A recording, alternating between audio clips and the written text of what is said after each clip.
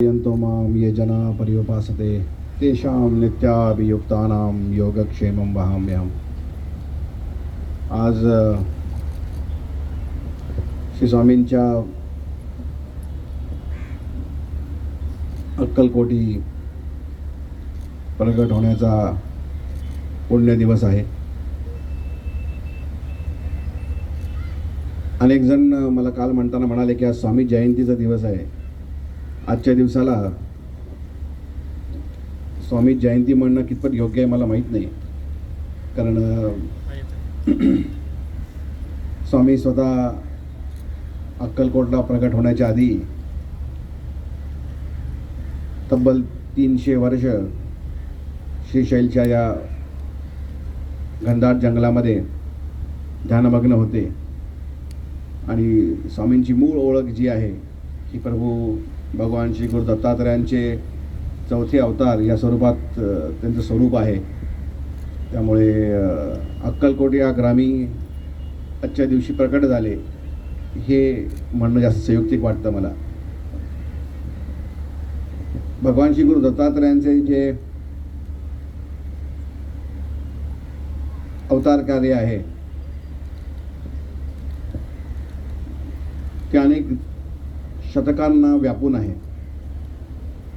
आणि भगवानांनी प्रत्यक्ष वैष्णवी अवतारांना देखील दीक्षा दिलेली आहे. आणि धर्मप्रचार व्हावा, धर्मसंस्थापना व्हावी व धर्माची जेव्हा कधी धर्मग्लानी उत्पन्न होईल तेव्हा पुनश्च एक वेळ धर्माचे जागरण होऊन धर्मप्रकटीकरण व्हावं या कार्यामध्ये भगवान अनेक शतकांपासून कार्यरत राहिलेले आहेत. आणि आपल्या शिष्यांच्या माध्यमातून म्हणजे भगवान परशुराम असोत, भगवान श्रीराम असोत, प्रभू श्रीकृष्ण असोत, परमसद्गुरू असोत, अशा अनेक आपल्या श्रेष्ठ अवतार श्रेणीच्या शिष्यांच्या माध्यमातून पुन्हा पुन्हा त्यांनी श्रुतींचे पुनरुज्जीवन करून घेतलेले आहे. मूलतः त्यांचे जे 4 स्वरूप आपण मानतो, मूळ एकतर भगवान दत्तात्रयांचं मूळ स्वरूप, श्रीपाद श्री वल्लभांचं स्वरूप नरसिंह सरस्वती या स्वरूपात, व नंतर अक्कलकोटला श्री स्वामी समर्थ महाराज या स्वरूपात त्यांचं दर्शन अनेक भक्तांनी घेतलं. आणि आजही ह्या तिन्ही स्वरूपांमधनं व त्यांच्या अनंत शिष्यांच्या माध्यमातून सतत त्यांचं धर्मकार्य आजही या पृथ्वीवर सुरू आहे. आलेल्या प्रत्येक भक्ताला प्रेमाचा, आनंदाचा, कल्याणाचा मार्ग दाखवणे व त्याचं कल्याण करणे हे ते स्वतः त्यांच्या अवतार काळात करत आले. व जसं अक्कलकोटला झालेलं आहे की एक गुरुपीठ स्थापन करून त्यांनी तेच कार्य पुढे वैश्विक केलेलं आहे. अक्कलकोट हे विशेष स्थान, कारण तिथे श्री स्वामींच्या स्वरूपामध्ये तब्बल 2 दशक किंवा किंबहुना थोडं जास्त त्याच्यापेक्षा भगवान दत्तात्रयांनी मानवरूप धारण करून वास्तव्य केलं व या अतिप्राचीन महानगराचं पुनश्च एक वेळ जागृतीकरण केलेलं आहे. 300 वर्ष तपश्चर्या पूर्ण करून भारत भ्रमण करून स्वामी समर्थ महाराज या स्वरूपामध्ये अक्कलकोटला आगमन केलं आहे. आणि ज्या क्षणी आगमन केलं आहे त्या क्षणापासून येणाऱ्या भविष्याच्या या धर्मसंदेशाचं त्यांनी दर्शन आपल्याला घडवलं आहे. ज्या क्षणी पहिल्यांदा अक्कलकोटला त्यांचं आगमन झालं तेव्हाच त्यांनी त्या चिलिमीच्या माध्यमातून अग्निरूपी ईश्वर तत्वाचं दर्शन घडवलं. त्या अवतार समाप्ती ज्या दिवशी केली तेव्हा तो प्रसिद्ध त्यांचा प्रसंग आहे, जिथे अक्कलकोटमधल्या एका प्राचीन शिवमंदिरामध्ये त्या शिवलिंगावरती त्यांनी गाईच्या गौऱ्या रचल्या, जशा आत्ता आपण रचल्या तशाच, आणि खूप मोठा अग्नी प्रज्वलित केला आहे. आणि अनेक हवीर द्रव्य जे आहेत, तूप असेल, बाकी जे काही हवीर द्रव्य आहेत, दुर्वा असतील, नारळ असतील, जे आपण अग्नीमध्ये आहुती देण्यासाठी द्रव्य वापरले, ज्या सोमयागामध्ये इथं आपण वापरले किंवा जिथं आपण रोज अग्निहोत्रासाठी जे आपण आहुती द्रव्य वापरतोय, तांदूळ आणि तूप, अशा मोठ्या प्रमाणामध्ये त्यांनी त्या अग्नीमध्ये अर्पण केले. आणि येणाऱ्या भविष्यकाळातल्या त्यांच्या गुरुपीठावरून जे काम जगभरात जायचं आहे त्याचं एक दर्शन त्यांनी आपल्या अवतार काळातच घडवलेलं आहे.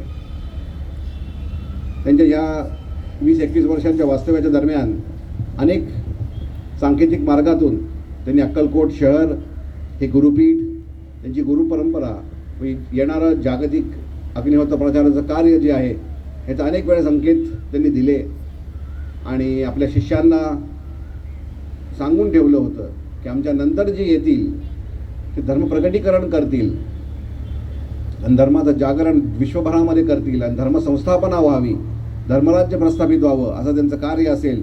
त्यांच्यासाठी पूर्वपीठिका तयार करण्यासाठी आम्ही अक्कलकोटला आलेलो आहे.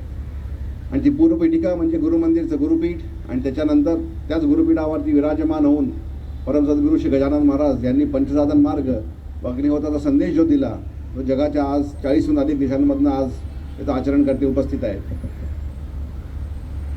श्री स्वामी ज्या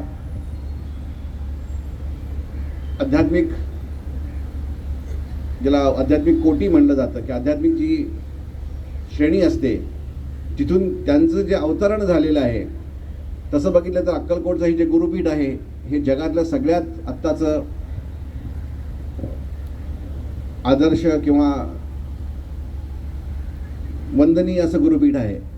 कारण प्रत्यक्ष भगवान दत्तात्रयांचं असलेलं गुरुपीठ व त्यांच्या अवतार काळामध्ये त्यांच्या आदेशावरून स्थापन झालेलं हे पहिलं असं गुरुपीठ आहे.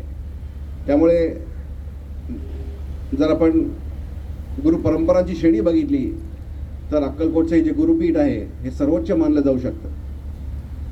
कारण बाकी जी काही आपली सनातन परंपरा आहे त्याच्यामधली जी काही बाकी जी आपली प्राचीन गुरुपरंपरा आहेत त्या सगळ्यांमधलं हे प्रत्यक्ष भगवानांच्या अवतरणाच्या माध्यमातून, त्यांच्या पदस्पर्शाच्या माध्यमातून व त्यांच्या पादुकांना प्रस्थापित करून केलेलं पहिलंच गुरुपीठ आहे.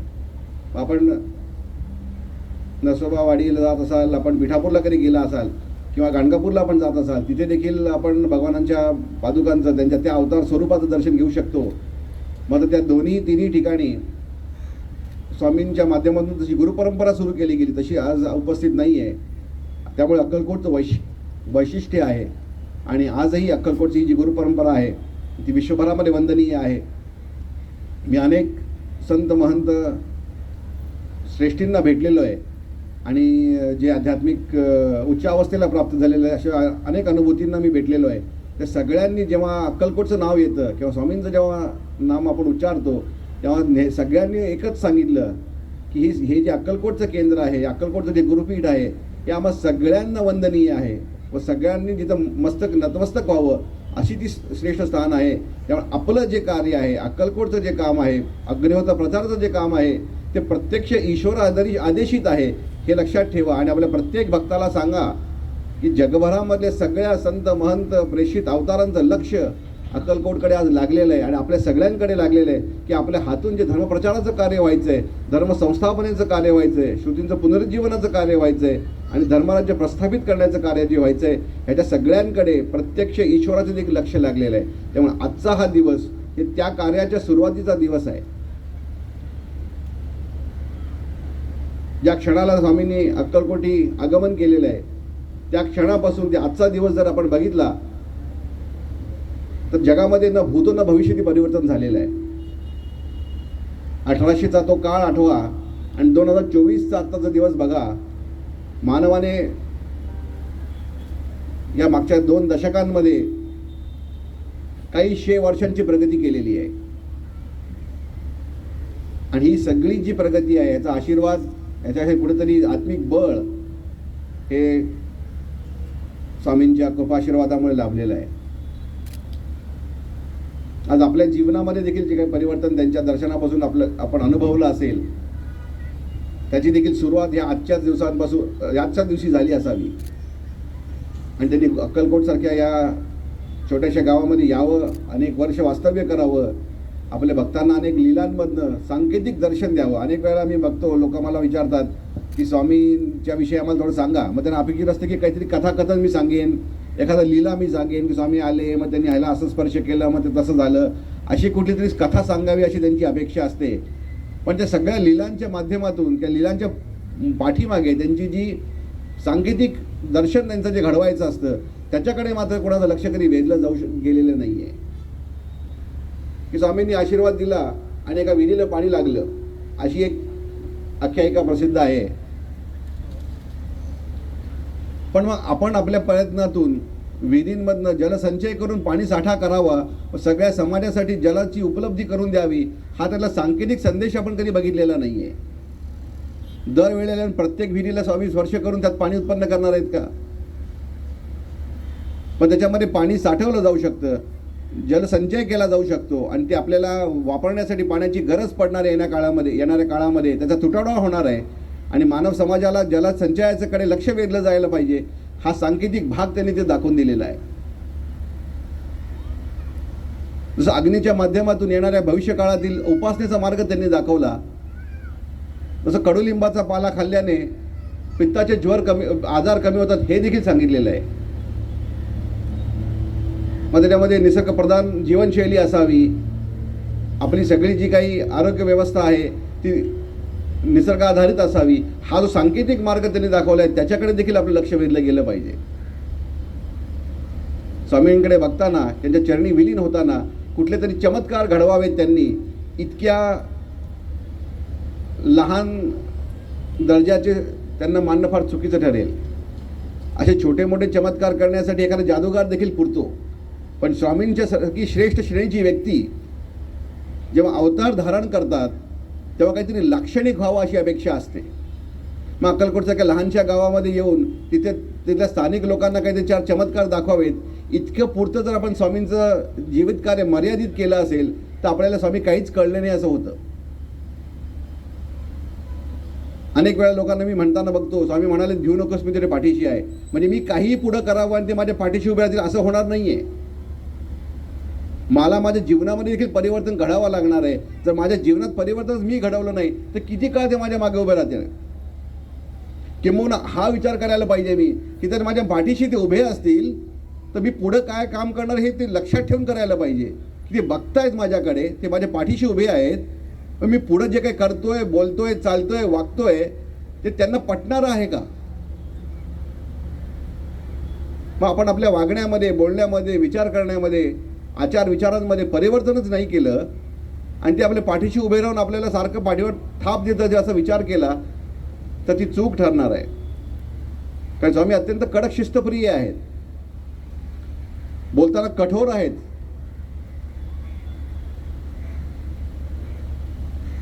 आणि नेहमी आपलं लक्ष सत्यावरती केंद्रित राहावं याच्यासाठी आपल्याला सतत प्रेरणा देणारे आहेत. मग ते आपल्या पाठीशी उभे आहेत हा जर भाव आपल्या मनात असेल तर आपल्याला आपलं जीवन बदलायला हवं. इथून आपण 5-6 दिवस हा सोहळा इथे बघितला, इथे ऊर्जा आपण अनुभवली, इथं दैवी चैतन्याचा आपण अनुभव घेतला. एवढं सगळं बघितल्यानंतर, एवढं सगळं लक्षात आल्यानंतर, सृष्टीचे सत्य जे आहे ते आपण अनुभवल्यानंतर परत गेल्यानंतर आपण त्याच जर जुनाट आयुष्यात परत जाणार असू, त्याच विचारांमध्ये परत जाणार असू, द्वेषाने, रागाने, मत्सराने, लोभाने वागणार असू तर ते पाठीशी उभे राहून नक्की आपल्याला पाठीवर थाप देतील का पाठीवर ठपकी मारतील याचा विचार आपण करायला पाहिजे.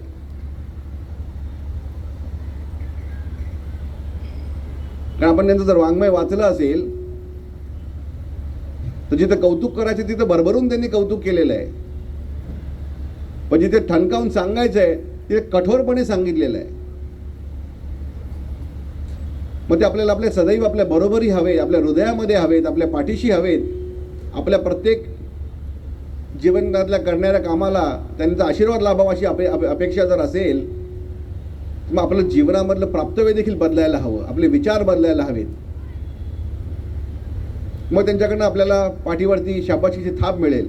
नाहीतर कठोरपणे सांगायची वेळ आली तर आपल्याला त्राही होईल.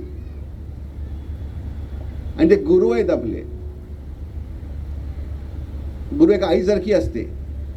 महाराज म्हणतात प्रत्येक आईला असं वाटतं की आपल्या मुलाला सगळं मिळावं, आपल्या लेकराला सगळं मिळावं, त्याला जे काही हवं ते सगळं भरभरून त्यांना द्यावं. कुठल्या आईला असं वाटतं की आपल्या लेकराला कशापासून वंचित ठेवावं? तर आपले सद्गुरू तसे असतात, आपल्या आईसारखे असतात. त्यांना आपल्याला जे हवं ना ते त्याच्यापेक्षा जास्त देण्याची इच्छा असते. एखादं बाळ असतं आपल्या आईकडे जाऊन म्हणतं आई मला साखर दे, त्याचा हात एवढूच असतो पण आईची चमचा मोठा असतो फार, त्याच्या हातातही बसती सारखं जेवढी ती घालत जाते त्याच्यावर. की आपल्या लेकराला जे मागितलं ते द्यावं आणि त्याला आनंद व्हावा, त्याला चेहऱ्यावरती हास्य यावं अशी आईची अपेक्षा असते. पण महाराज म्हणतात की त्याच लाडासाठी आणि तितक्याच प्रेमाने त्या बालकाने जर विष मागितलं तर कुठली आई देईल? हट्टाने काल साखर मागत होता, आज जर म्हणाला बाळ की आई मला विष दे, तर देईल का ती आई? कुठलीच आई देणार नाही. का? कारण तिला माहिती असतं की आजही माझं बाळ अजून लहान आहे, त्याला खऱ्या खोटाची बऱ्या बोलायची अजून जाणीव नाही आहे, अजून त्याला खूप मोठं व्हायचं आहे, त्याला खूप शिकायचं आहे, खूप जगाविषयी अजून समजून घ्यायचं आहे. ज्या क्षणी त्याला समजायला लागेल की ते जे मागतोय ते विषप्रद आहे, कुठली आई देणार आहे? आणि मग जर आपण आईकडे हट्ट करत राहिलो की तू किती कठोर आहेस, किती तुझं मन आमच्याविषयीचं प्रेमळ नाही आहे, तर तू आम्ही मागितलेला हट्ट पुरवत नाही आहेस, तर आई काय म्हणेल? त्या दिवशी मोठा होईल त्या दिवशी कळेल. मग आपण जे काही मागतोय, जीवनात जे आस धरून बसलोय, ते साखरेसारखं गोड आहे का विषासारखं त्रासदायक आहे, याचा विचार आपणही करायला हवा. मग स्वामी नक्की आपल्याला काय द्यावं आपली अशी अपेक्षा आहे की त्यांना जी आपल्याला भरभरून साखर द्यायची आहे ती घेण्यासाठी आपले हात मोठे व्हावेत का हट्ट करून हात लहान ठेवून विषच मागत बसायचे रोज? याचं चिंतन आपल्यालाही करायला हवं. आम्हाला अमुक हवं, मला तमुक हवं, मला हे द्या, मला ते द्या, मागणं खूप सोपं आहे आणि द्यायला त्यांना काही अवघड नाही आहे. आपण जे काही मागू ना त्याच्यापेक्षा खूप जास्ती द्यायला त्यांची इच्छा आहे. पण त्यांचं एवढंच आपल्याकडून अपेक्षा आहे की साखर मागा आणि मोठे होण्याचा आशीर्वाद मागा, की मला मोठं होऊ दे, मला ज्ञान मिळू दे, माझ्यामध्ये सामर्थ्य प्रगट होऊ दे, जेणेकरून मी आपल्याकडे केवळ देण्याच्या भूमिकेत येईल, सेवेच्या भूमिकेत येईल. मग त्या दिवशी मला सांगावं लागणार नाही साखर कुठली आणि विष कुठलं हे. असं आपल्यासारख्या असंख्य जीवांचं कल्याण करण्यासाठी ही महान विभूती आज अवतार धारण करून आजच्या या पवित्र दिवशी अवतरली आणि त्याचा आज हा उत्सव आपण मनवतोय. मग भाग्य आपलं की आपण यज्ञाच्या या वातावरणात बसलोय, अग्निहोत्र झाल्यानंतर ह्या सगळं चिंतन करतोय, सद्गुरूंच्या परमसद्गुरूंच्या पादुका जिथं उपस्थित आहेत, नामस्मरण आपण करतोय, या सगळ्या वातावरणामध्ये भारावून जाऊन आपण आजचा हा दिवस इथे साजरा करतोय. हे भाग्य आहे आपलं. म्हणून पहिल्या दिवसापासून मी हेच सांगत आलो की इथं आल्यानंतर फक्त डोकं टेकून हातात शिरा किंवा काय तो का प्रसाद खडीसाखर घेऊन जाऊ नका, ते स्थान हे नाही. खूप लोक मला म्हणाले, अहो एवढे तुम्ही अजून जाहिरात केली असती ना 50,000 लोक आले असते. अहो ज्यांचं भाग्य आहे तेच फक्त येतील, ज्यांचं कर्म इतकं शुद्ध असेल की परमगुरूंचं दर्शन आम्हाला व्हावं, आजच्या पवित्र दिवशी दर्शन व्हावं, तितकेच आत्मे इथं बोलवले जातील. मग आपण सगळे जे आहोत अत्यंत भाग्यवान आहोत म्हणून आज इथे आलेलो आहे. आपल्यावरती कृपा आहे ईश्वराची, आपल्यावरती छाया आहे गुरूंची, म्हणून आज आपण या पवित्र दिवशी इथे एकत्र आलेलो आहे. येण्याला काय अख्खं गाव तिथं येऊ शकलं असतं, पण जितक्या लोकांना आज बोलवलं आहे तितक्यांवरती आज कृपा व्हावी अशी स्वामींची इच्छा आहे. मग आपल्या माध्यमातून अधिकाधिक लोकांपर्यंत स्वामी संदेश पोचावा, अग्निहोत्राचा हा संदेश पोचावा अशी आपल्याकडून अपेक्षा आहे. त्यामुळे अक्कलकोट हे ज्ञानपीठ आहे, विद्यानगर आहे. अक्कलकोटला मागण्यासाठी जायचं नसतं, त्यांना माहिती आपल्याला काय पाहिजे ते. आजचं काय हो, पुढच्या 100 जन्मांचं माहिती आहे. प्रत्येक जन्मी तुम्हाला काय लागणार आहे. महाराज म्हणतात तेव्हा तुम्ही आमच्या समोर उभे असता तेव्हा तुमचे पुढचे 7 आणि मागचे 7 जन्म आम्हाला एका वेळेला दिसत असतात. म्हणून त्यामुळे काय लपवणार आहात आमच्याकडनं? भाव लपवणार आहात, विचार लपवणार आहात का केलेली कृती लपवणार आहात? सगळं तर पारदर्शक आहे आमच्या समोर. मग काय मागायला आलेलं आहे? तुम्हाला जे मागायचं ते आम्ही ऑलरेडी दिलेलं आहे. ह्या जन्माचं काय पुढच्या 7 जन्मांचं दिलेलं आहे.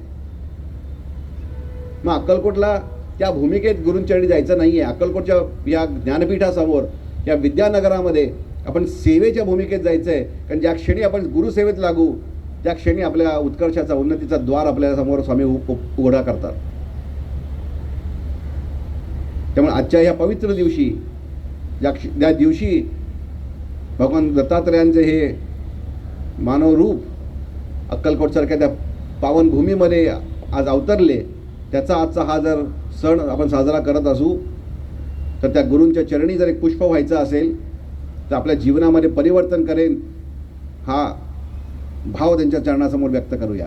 काल जसा आपण संकल्प केला होता की आम्ही नित्य गुरुसेवेत राहू, त्याचं पहिलं पान जर आज असेल तर ते गुरुचरणांवरती ते पुष्प वाहूया, की इथून बाहेर आम्ही जेव्हा जाऊ स्वामी, तेव्हा एका वेगळ्या विचाराने बाहेर जाऊ, एका वेगळ्या भूमिकेत बाहेर जाऊ आणि स्वतःचं जीवन खरोखरी परिवर्तित करू. आणि पुढल्या वर्षी जर तुम्ही कधी इथं आलात, परत जर पुढच्या वर्षी इथं आलात, जसं मागच्या वर्षी आले होते, पुढच्याही वर्षी जर येण्याची संधी मिळाली, तर एका वर्षभरामध्ये आम्ही स्वतःवरती इतकं काम करू की पुढच्या वर्षी जेव्हा आम्ही तुमच्या चरणी नतमस्तक होऊ, तर तुम्हाला आनंद होईल की आमचा शिष्य आला आहे म्हणून.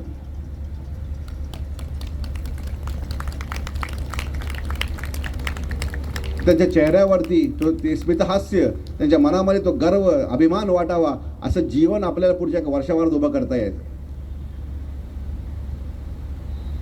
त्यामुळे इतका सगळा अनुभव, इतका सगळा आशीर्वाद, इतकं सगळं ज्ञान आपल्याला काय फक्त ऐकून घरी जाऊन टी व्ही बघायला दिलेलं नाही आहे. इथून पुढचं जीवन आपलं आता उन्नतीच्या मार्गावर असायला हवं. कोण कोण करणार जीवनात परिवर्तन? कोण कोण करणार? इतके सगळे करणार? नक्की? ऐकू येत नाही. कोण कोण करणार? सगळे करणार? फार सुंदर. तर पुढल्या वर्षी जर कधी हा परत कार्यक्रम करण्याचा योग आला, तर मला एवढे सगळे लोक इथं कार्यकर्ते म्हणून उभे पाहिजे. आपण गुरुसेवक आहोत, आपण कार्यकर्ते आहोत, गुरूंची भक्त आहोत. त्यामुळे इथे मग नव्याने लोकांना येऊन बसण्याची संधी द्यावी आपण, आणि त्यांना हा विषय समजून घेण्याची संधी आपण देऊया. तर आजच्या या दिवशी गुरुचरणी वंदन करूया. आपण सगळे त्यांच्या चरणी नतमस्तक होऊया. आपल्या आपल्या परिवारावरती त्यांचा असलेला आशीर्वाद, त्यांचा असलेली कृपा ही अशीच राहणार आहे. ही ग्वाही त्यांनी आपल्याला जी दिलेली आहे त्याचं स्मरण करूया. त्यांच्याकडे जाऊन हे मागायची गरज नाही की राहू दे आशीर्वाद तुमचा स्वामी, लक्ष ठेवा स्वामी. अहो, लक्ष ठेवणारच आहेत आपल्यावर. आपल्यावर नाही ठेवणार तर कुणावर ठेवणार आहेत? आपल्यावर सतत त्यांचं लक्ष आहे, त्यांचा कृपा आपल्यावर आहे, ती आणि अबाधित आहे. महाराज म्हणतात की साथ सुटेल, हात सुटेल, असं तुम्ही मला म्हणता. अहो, हात कधी सुटेल? तुम्ही आमचा धरला असेल तर सुटेल ना. आम्ही तुमचा हात धरला असेल कशाला सोडू? आम्ही तुमचा हात धरलेला आहे आत्तापर्यंत. आत्ताच काय, कल्पाच्या अंतापर्यंत हा हात कधी सुटणार नाही म्हणून. त्यामुळे आजच्या ह्या दिवशी त्या आशीर्वादाचं स्मरण करू, त्या गुरुचरणी, त्या सगळ्या गुरु परंपरेला वंदन करू, आणि श्री स्वामींच्या स्वरूपामध्ये भगवान दत्तात्रयांच्या या अत्यंत पावन अशा स्वरूपाचं आपण स्मरण करू आणि श्रीचरणी प्रार्थना करूया की येणाऱ्या वर्षभरामध्ये आम्हाला आमचं जीवन परिवर्तन करण्याचं सामर्थ्य द्या, आपलं कार्य करण्याची सामर्थ्य द्या, व जन्मोजन्मी केवळ आपला सेवक म्हणून जन्म घेण्याची आम्हाला दर जन्माला आपण संधी द्या. नमस्कार.